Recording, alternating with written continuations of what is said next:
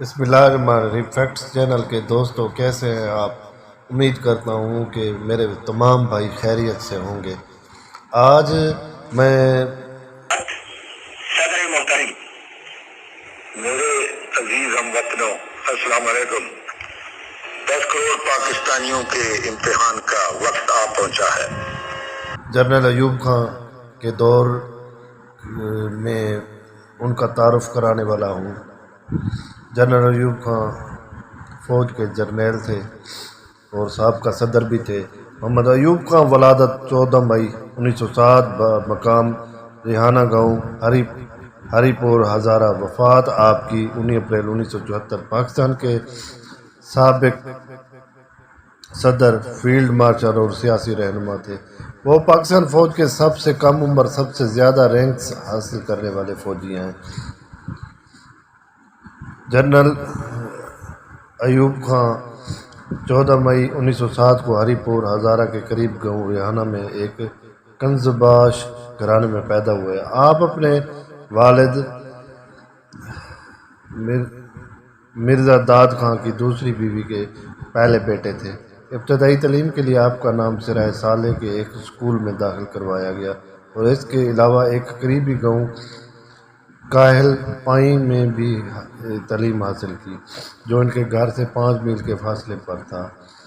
آپ خچر کے ذریعے اسکول جایا کرتے تھے۔ آپ نے 1922 میں علی گڑھ یونیورسٹی میں داخلہ لیا، لیکن تعلیم مکمل نہ کی کیونکہ اس دوران میں آپ نے رائل اکیڈمی کو قبول کر لیا تھا۔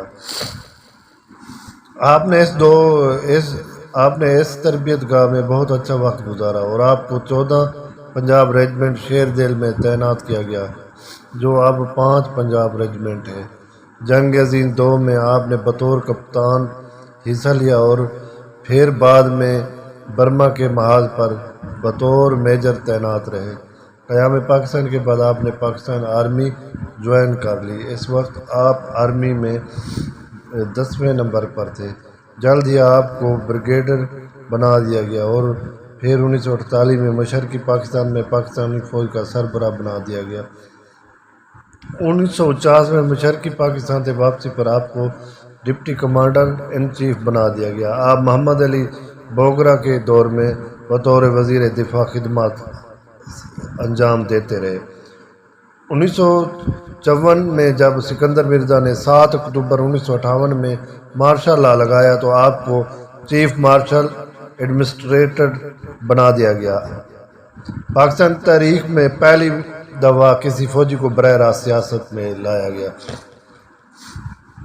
سکندر مرزا سے اختلافات کی بنا پر مرزا صاحب سے ایوب خان کے اختلافات بڑھنے لگے۔ بالآخر ایوب خان نے پاکستان کی صدارت سنبھال لی اور سکندر مرزا کو معزول کر دیا گیا۔ قوم نے صدر ایوب خان کو خوش آمدید کہا کیونکہ پاکستانی عوام اس دور میں غیر مستحکم جمہوریت اور بے وفا سیاستدانوں سے بیزار ہو چکی تھی۔ جلد ہی ایوب خان نے ہلال پاکستان اور فیلڈ مارشل کے خطابات حاصل کر لیے۔ ایوب خان نے 1961 میں آئین بنوایا جو صدارتی طرز کا تھا اور پہلی دفعہ تحریری حالت میں انجام پایا۔ اس آئین کے نتیجے میں 1962 میں عام انتخابات ہوئے۔ مارشل لا اٹھا لیا گیا، لیکن دیکھا جائے تو یہ جزوی طور پر تھا۔ ان انتخابات میں صدر ایوب خان کے مد مقابل سب سے اہم حریف مادر ملت فاطمہ جناح تھی، جو کہ قائد اعظم کی بے پناہ مقبولیت کے باوجود ہار گئی۔ یہی وجہ ہے کہ ان انتخابات کو مشکوک بناتی ہے۔ فاطمہ جناح کے خلاف مشکوک فتح اور 1965 کی جنگ کی وجہ سے ایوب خان کے حالات ناسازگار ہو چکے تھے۔ تاشقند معاہدے سے واپسی پر اس وقت کے وزیر خارجہ ذوالفقار علی بھٹو نے ایوب خان پر شدید تنقید کرتے ہوئے کہا کہ ایوب خان نے ملک کی عزت اور قربانی بیچ ڈالی۔ اس بیان کے بعد بھٹو نے وزارت خارجہ کے عہدے سے استعفیٰ دے دیا۔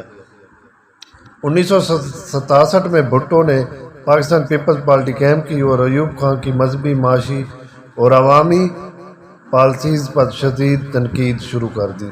بھٹو کے تحریک کے ساتھ ساتھ مشرقی پاکستان میں بھی ایوب خان کے خلاف شیخ مجیب الرحمن کی تحریک سرگرم ہو چکی تھی۔ ایوب خان نے بھٹو اور شیخ مجیب کو پابند سلاسل کر دیا۔ اس سے ایوب خان کے خلاف نفرت میں مزید اضافہ ہوا۔ 1968 میں ایوب خان پر قاتلانہ حملہ ہوا جو کہ ناکام رہا۔ 1969 میں ایوب خان نے عوامی لیگ اور پیپلز پارٹی کے علاوہ باقی اپوزیشن پارٹی سے مذاکرات کے لیے گول میز کانفرنس کی، لیکن اس میں بھی ناکامی ہوئی۔ اس دوران ایوب خان کو دل کا دورہ لاحق ہوا اور اس سال ان پر فالج کا حملہ بھی ہوا اور وہ صحب فروش ہو گئے۔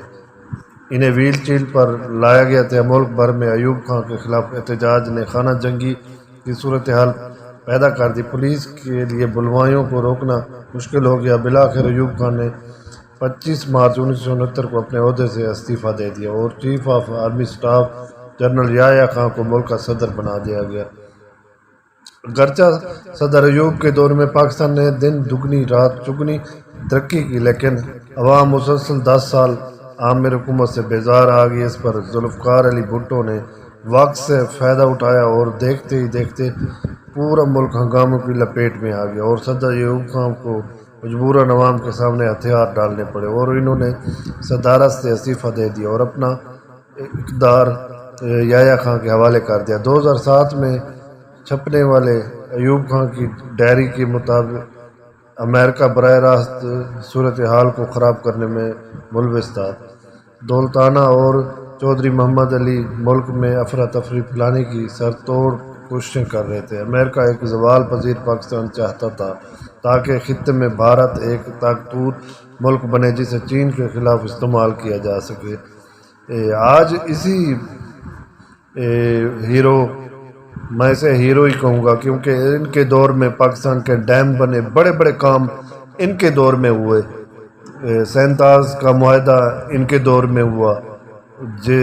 پہلے انڈیا ہمارے تمام دریاؤں کا پانی روک دیتا تھا۔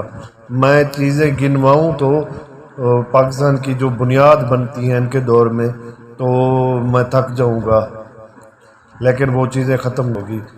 انہی کا دور بہت ہی سنہری دور سمجھا جاتا ہے۔ سچ پوچھتے ہو تو پاکستان کے لیے موضوع صدارتی نظام ہے، اور یہ نظام جو نظر آ رہا ہے، گالی گلوچ اور جس طرح ملک کی بدنامی کی جا رہی ہے، آپس میں ان کی لڑائی، اور انڈیا میں اتنے وزراء کی تعداد نہیں ہے جتنی ہمارے پاکستان کی وزراء، اور ان کو جتنی سہولیات میسر ہے۔ ایک